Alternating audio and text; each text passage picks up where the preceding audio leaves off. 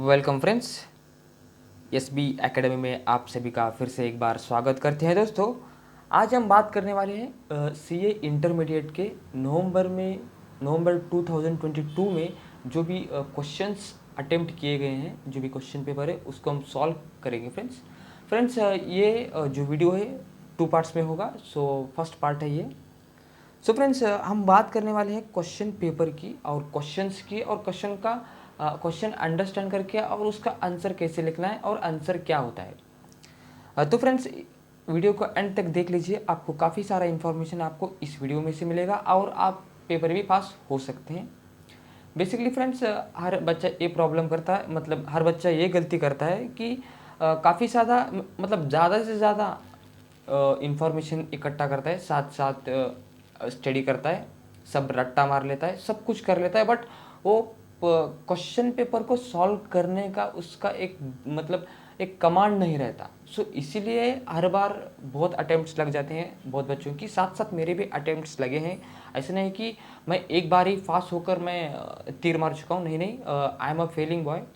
मैं फेल को फेस कर कर ही यहाँ तक आया हूँ। तो फ्रेंड्स, हम बात करने वाले हैं इंफॉर्मेशन सिस्टम के बारे में।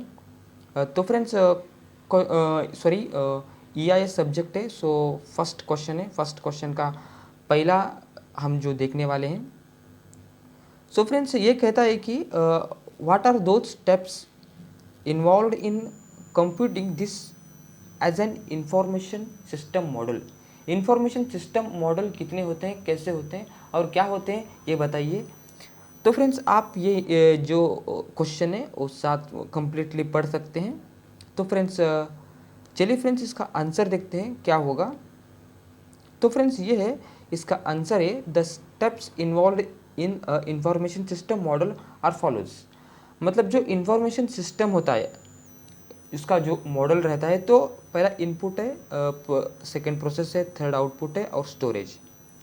तो इनपुट का मतलब क्या है, जब भी इंफॉर्मेशन सिस्टम की बात करेंगे तो जो भी इंफॉर्मेशन है, चाहे इंफॉर्मेशन इंसान का हो, चाहे इंफॉर्मेशन डेटा का हो, जो इंफॉर्मेशन हम इकट्ठा करते हैं, जो स्टोर करते हैं, जो स्टोर करके यूज़ करते हैं, उसको हम सिस्टम बोलते हैं। ओके, यहाँ पर सिर्फ टेक्नोलॉजीज़ की बात हो रही है, तो फ्रेंड्स प्लीज़ आप ध्यान रखिए कि हम टेक्नोलॉजी के बारे में बात करेंगे। ओके, मतलब बहुत कन्फ्यूजन रहता है। EIS जब सब्जेक्ट हम लेते हैं ना, तो बहुत कन्फ्यूजन रहता है कि वहाँ पर हम किसका पॉइंट ऑफ व्यू से हम सोचेंगे, इसी के बारे में ये सब्जेक्ट पढ़ना ही एक मेन। तो फ्रेंड्स, चलिए फ्रेंड्स, डायरेक्टली बहुत बात कर रहे हैं तो हम आंसर की तरफ ध्यान देते हैं। इनपुट्स की हम बात करेंगे तो data is collected form an organization और from external environments and converted into suitable format required for processing। मतलब जो भी इंफॉर्मेशन रहता है, तो जब भी ऑर्गेनाइजेशन में इंफॉर्मेशन वो हम रिसीव करते हैं, तो एक फॉर्मेट रहता है, मेमोरी के साथ आए, मतलब वो बहुत सारे उसमें इंफॉर्मेशन आ सकते हैं। तो इनपुट्स, प्रोसेसिंग की हम बात करेंगे तो उस इंफॉर्मेशन, जो इंफॉर्मेशन हमारे पास आता है, जो हमारे ऑर्गेनाइजेशन में इंफॉर्मेशन आता है, तो उसका हम प्रोसेसिंग कैसे करते हैं।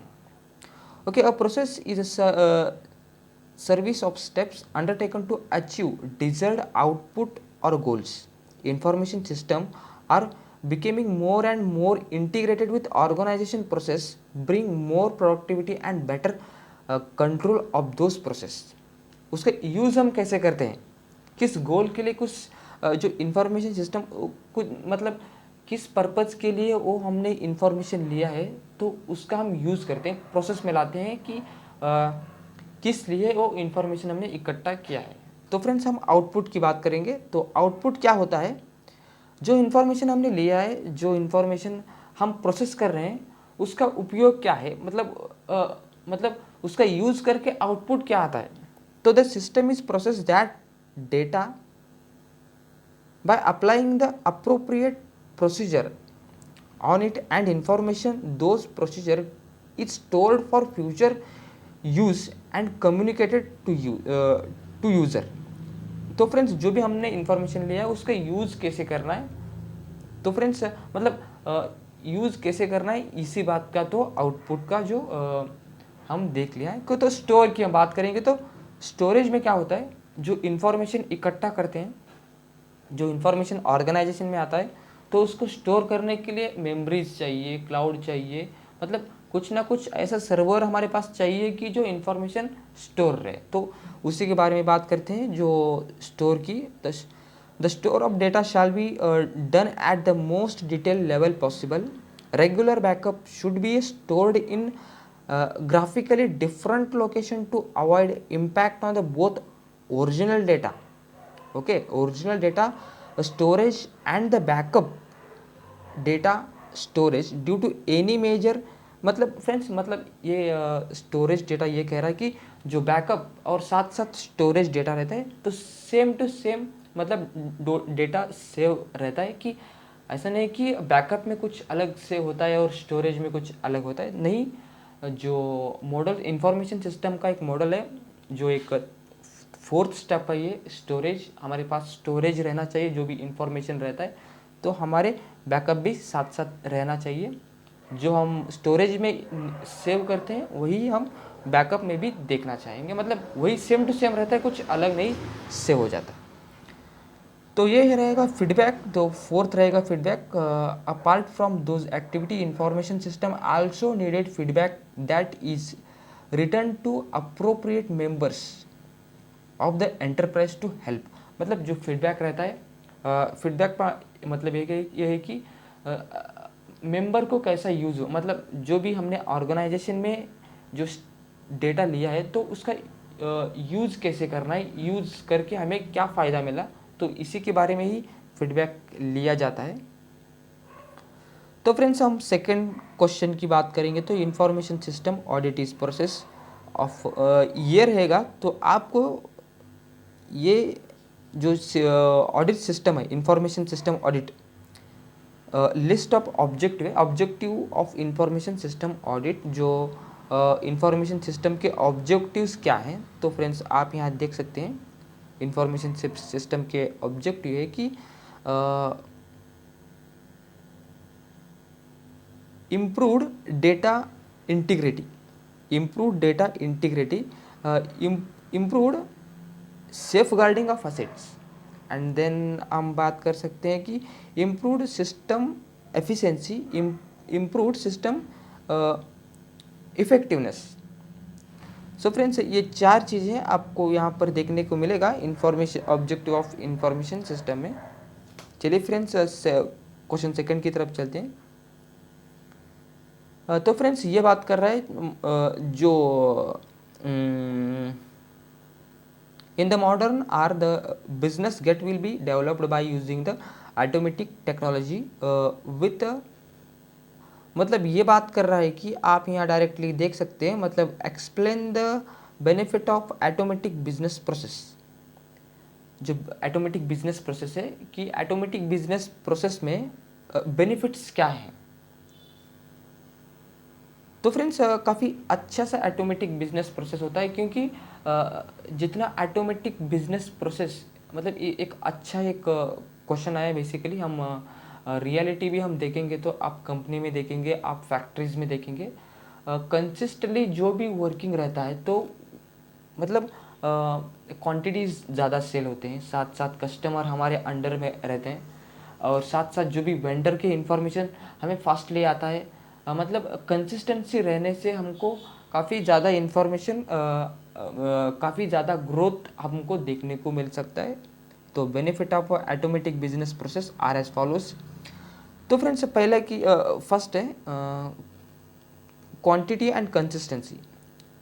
The automation ensure that every action is performed, identify resulting in high quantity and reliable result, and stakeholder will consistently experience the same level of service.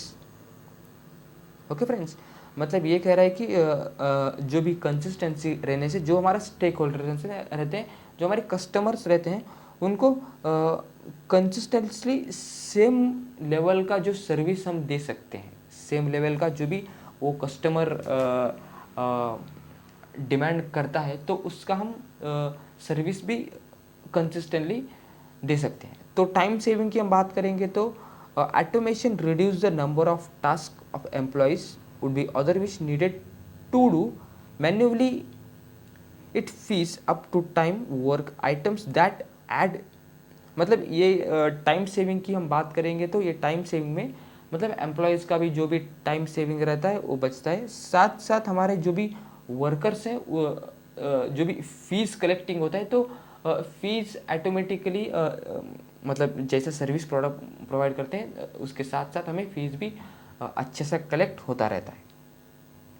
Visibility की हम बात करेंगे तो दो automation process are controlled and any consistently operate accurately when the defined timeline, मतलब consistency रहने से, जो ऑपरेशन में कंसिस्टेंसी रहने से हमको काफ़ी अच्छा सा ग्रोथ हमें यहाँ से देखने को मिल सकता है और साथ साथ उस टाइम लाइन का भी हमें एक रिस्पेक्ट रहता है। ओके, हम सेकंड देखेंगे तो आपको यहाँ पर देखने को मिलेगा improved operational efficiency. The automation reduces the time it is taken to achieving a task, the effort required to undertaken it, and the cost of completing it is successfully. Automation is not only ensure that the system run smoothly and effectively, but also that errors and elements and that best parties are consistently leveraged. आप ये देख सकते हैं reliability, governance and reliability, और साथ साथ reduced turn around time and reduced cost, मतलब consistency रहने से आपको जो भी हमारे वेंडर्स होते हैं मतलब उनसे कुछ छूट भी मिल सकता है कंसिस्टेंसी रहने से, और साथ साथ जो भी एक्स्ट्रा आने वाले कॉस्ट्स हैं उनको भी हम रिड्यूस कर सकते हैं। तो नेक्स्ट पॉइंट की हम बात करेंगे। तो friends this is a consistency is a very best रहता है बिजनेस में, जब भी कंसिस्टेंसी का हम अप्लाई करेंगे तो काफ़ी अच्छा सा ग्रोथ हमें बिजनेस में देखने को मिल सकता है। तो फ्रेंड्स हम थर्ड क्वेश्चन की बात करेंगे तो थर्ड क्वेश्चन में ये तो फ्रेंड्स हम ये पूरे पढ़ेंगे। I have been using the email and Google drives application for over personal use which are free various are cloud computing, however it making major impact on business organization nowadays. Why companies are impacting the business operation to cloud computing environment, give reason by highly its advantages.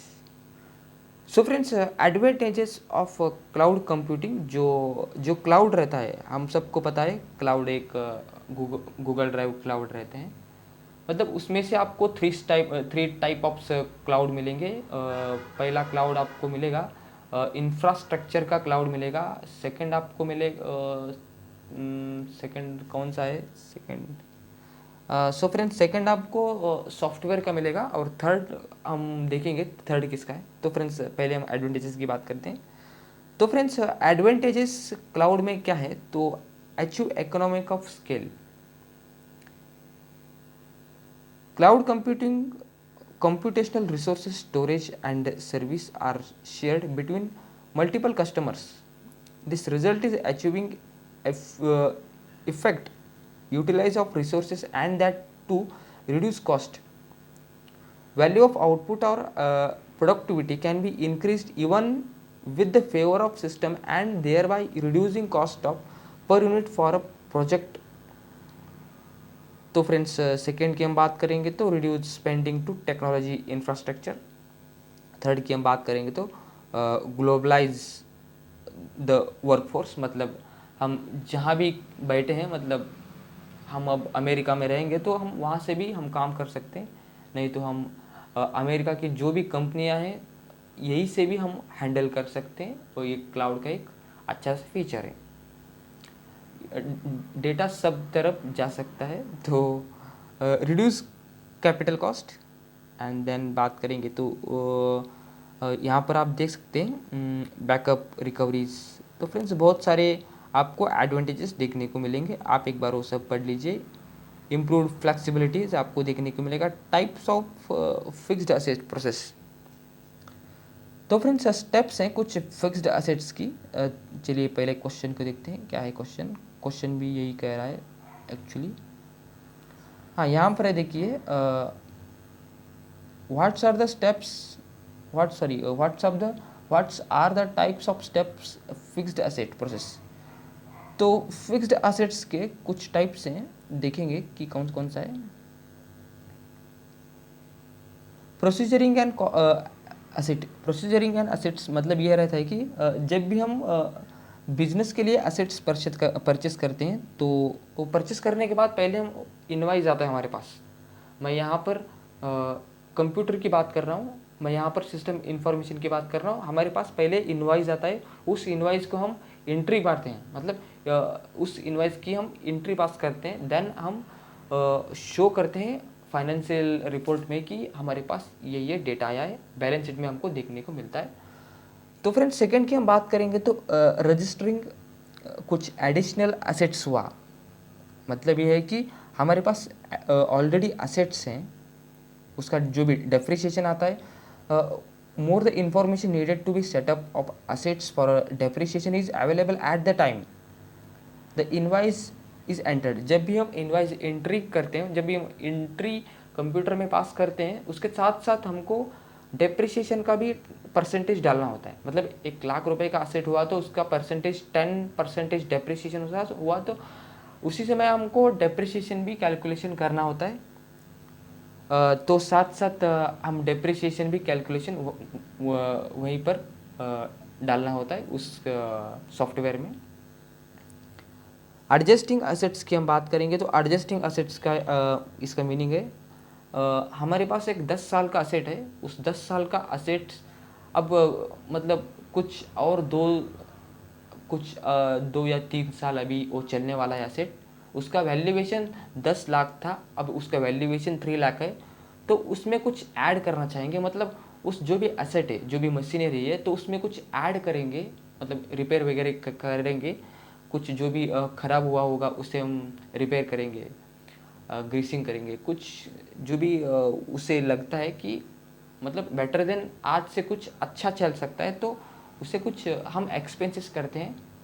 तो जो भी expenses किया गया है, तो हम computer में फिर से हम जो भी एडिशनल इन्फॉर्मेशन है वो हम एडिशनल इन्फॉर्मेशन डालेंगे। तो यही कह रहा है ये adjusting to existing assets information is often needed to be made events may accurate that can be changes depreciation basis of an assets future there may be improvements or repairs। देखिए friends, मैं यही कह रहा हूँ, improvements and repairs made on assets the either added value of assets. मतलब जो भी हम इम्प्रूव करते हैं, रिपेयर करते हैं, जो एसेट्स में वैल्यूएशन ऐड करना रहता है। ट्रांसफरिंग द एसेट्स मतलब कहिए कि जो भी हमारा एसेट्स है, जो भी सब्सिडीज कंपनी में या हमारे पार्टनर्स कंपनी में हम ट्रांसफ़र करते रहते हैं, उसकी बात कर रहा है। तो सेकंड की हम बात करेंगे तो हाँ राइट फ्रेंड्स, ये होगा ट्रांसफरिंग एसेट्स, ये रहा डेप्रिसिएटिंग एसेट्स। सो डेप्रिसिएटिंग एसेट्स का मतलब ये रहता है कि decline in the assets economy physically value called depreciation is expenses which should be presently account on company books allotted to the economic period to match income and expenses. Sometime to valuation of assets may be also result in application of its value. Disposal the assets की हम बात करेंगे तो disposal assets when fixed assets is no longer is used become obsolete is or beyond repairs। मतलब disposal assets की हम बात करेंगे तो मतलब वो जो असेट्स आपके पास है उसे रिपेयर नहीं कर सकते हैं, डिस्पोजल हो चुका है, वो अब रिपेयर करने के लायक नहीं है assets. This is a disposal assets, इसे हम डिस्पोजल असेट्स भी कहते हैं। तो फ्रेंड्स हमने देखा है फिक्स्ड असेट्स का जो भी टाइप्स है, जो भी स्टेप्स हैं, जो डेप्रिसिएशन के द्वारा डिस्पोजल हो जाते हैं आफ्टर 10 ईयर या आफ्टर 15 ईयर, जो भी असेट्स हैं। फ्रेंड्स इसमें एक इन्वॉल्व नहीं होता, जो लैंड रहता है वो कभी डेप्रिसिएशन नहीं होता, वो नेचर का होता है, नेचर डेप्रिसिएशन होने नहीं देता। ओके, प्लीज़ हम दिमाग में रख लीजिए, लैंड का डेप्रिसिएशन नहीं कैलकुलेशन किया जाता है, only calculation machinery and buildings, okay, furnitures. Friends this is a small video आपके लिए था। मुझे लगता है कि कुछ आपको समझ में नहीं आया तो हमें कमेंट कीजिए, हम आपको फिर से बेटर देन अंडरस्टैंड करने की हम एक टीम लाएंगे, आपको अच्छा सा एडवाइस भी दे सकते हैं। तो फ्रेंड्स वीडियो कैसा लगा लाइक और शेयर कीजिए फ्रेंड्स, धन्यवाद।